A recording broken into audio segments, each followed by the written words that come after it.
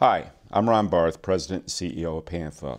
Welcome to the first of what we hope to be a series of video blogs where we will be discussing issues important to Pennsylvania senior service providers.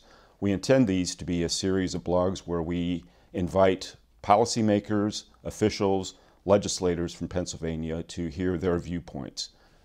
Today we have Representative Sheryl Delozier of the 88th Legislative District, primarily located in Cumberland County, and she is going to be with us to discuss what we can expect in the new legislative session that will be beginning in January of 2011.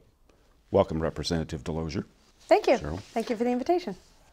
During your first term in the representative, you worked with a number of our PANPHA members on senior issues, and I know that you also did a day shadowing workers at Messiah Village, which they very much appreciated, and hopefully you gained an insight of the trials and tribulations, if you will, that they go through on a daily basis. So we do appreciate the fact that you have tried very hard to understand the issues that are important to our members. You're about ready to begin your second term, and this time, for the first time in your career, you're going to be in the Republican majority. What are the goals that you have for this session? Sure. Well, first and foremost, that day that we spent at Messiah was certainly a learning experience. Working with not only the folks that worked the floor, but also seeing how their interaction was with the residents was phenomenal. And being able to really firsthand understand what they have to do on a day-to-day basis to care for the individuals, in the 88th in particular, being Messiah, but certainly statewide, was certainly a learning experience. And it was one that I appreciated the invitation to, because a lot of people don't probably see that hands-on. And that was something that adds perspective when you hear about certain issues coming down the pike with bills. As for the majority, we're very excited about looking forward to being in the majority.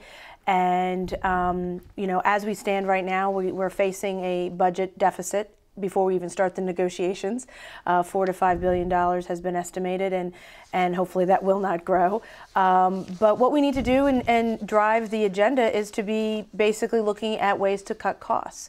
We need to stop the overspending of the dollars that we have done over the last, in my opinion, 8 years. And make sure that we're still serving the citizens the way we need to. We have a very large senior population here in Pennsylvania. That is a primary concern, to make sure that those services are taken care of. But we also need to make sure that we're more business friendly here in Pennsylvania. We need to make sure that the spending is not more than we have. The people elected us to make sure that, you know, at home we don't spend more than we have. We have a checkbook. We spend the income that comes into our family home. The government should be doing the same. So I think those agenda items will be the driving force behind what we have legislatively, and hopefully we'll have that good working relationship with the new governor that will be coming in, Tom Corbett. We understand that you know, the budget is very tight, and we understand that Governor-elect Corbett has pledged no new taxes, no new fees. And we respect the fact that he and I think the Republican Senate and the Republican House are very firm about that. Yet we have inadequate Medicaid funding right now. Our members have not received an increase in funding for the last 3 years. In fact, the state's own regulations say what the rate should be, and they are not being funded even at the rates, let alone the cost. We're about 10% below what the state's regulations say we should be paid. So given that, how do you think that long-term care providers are going to be able to continue to provide the services that the state requires? Well, I think that you hit on one of the issues that it will be paramount to taking a look at in the next administration, is that of regulation.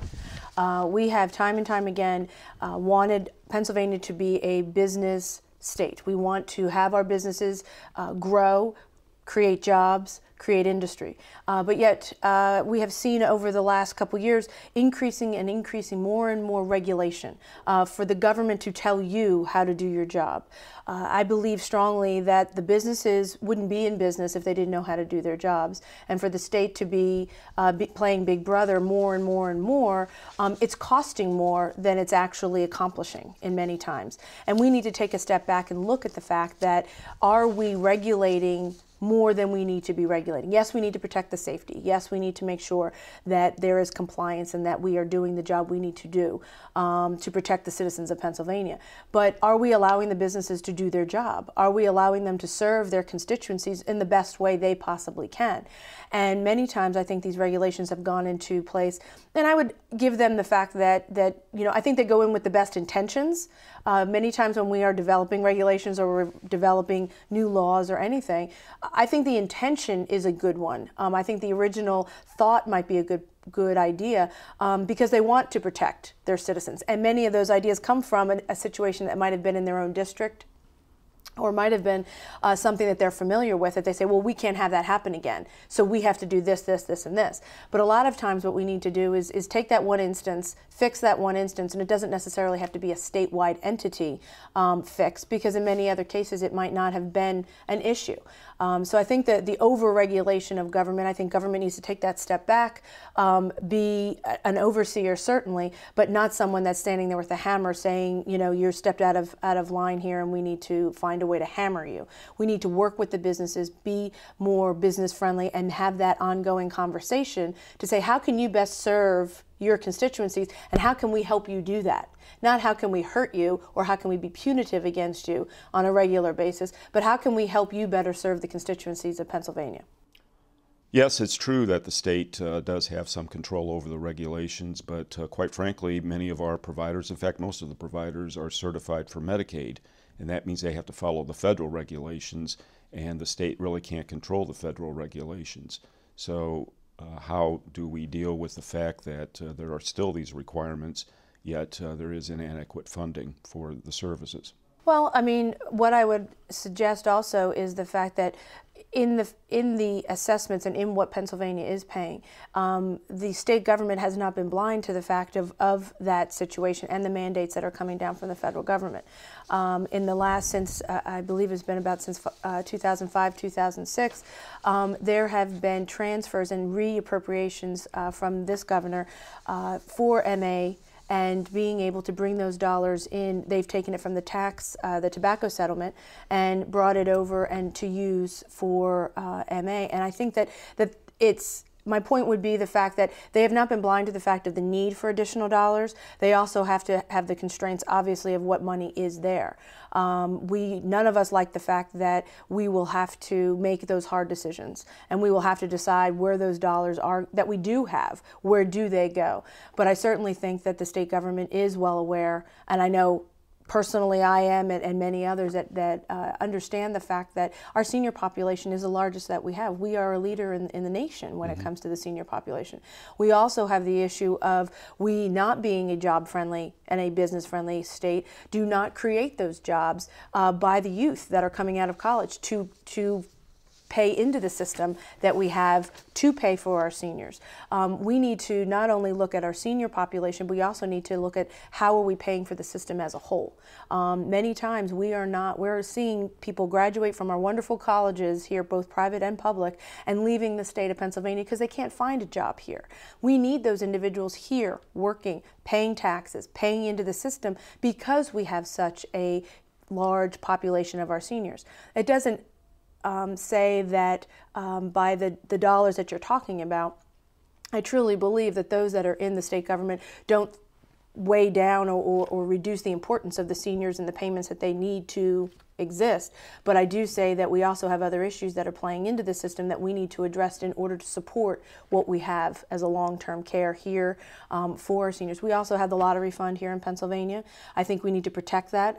think we need to make sure that that direct benefit to our seniors remains that. There was a discussion in the last budget cycle of diverting some of those funds not to senior programs, but to other debts that we have in our state, and I think that's the wrong way to go. I think we need to, as Pennsylvania is a leader in how we pay for some of our senior services, and we use the lottery to do so, and I think we need to maintain that without diverting those funds to other causes, because once you start doing that, it's, as they call, a slippery slope to be able to oh well, we need more money for here, so let's go back to the lottery. I think we need to maintain that sanctity, that is where those dollars go, and be recognizing the fact of how large our population is as a senior. Well, thank you very much for your time and insights. It is a new legislative session. There are a lot of new legislators out there. What advice do you have for our members and how to make sure that their own legislators know the issues, understand the services that they do, and are going to be informed about all of these topics? Well, I think right now PANPHA's done a wonderful job being out there, talking, making sure the issues are known. And I think that as we start the new legislative session, as is well known, we have to start new bills again. So any of the old bills that I know were of interest to you, to reintroduce them, get the sponsors to do so, find new sponsors if those sponsors are no longer there. But I think the advocacy and the work on behalf of your members has been very, very good, and keeping that what's important to you in front of the legislators is the best you can do, and certainly you've done that well, and so I'd continue the good work. Well, you certainly know some of our members, Yes. and we encourage our members to get to know their legislators and invite them in to let them make sure that they know the services that And invite them providing. out for a tour and be part of the day, because Right. can't learn better than being there. Right. Thank you, Representative Delozier, for taking the time to be with us today. And thank you for joining us for our first video blog. We'll see you next time.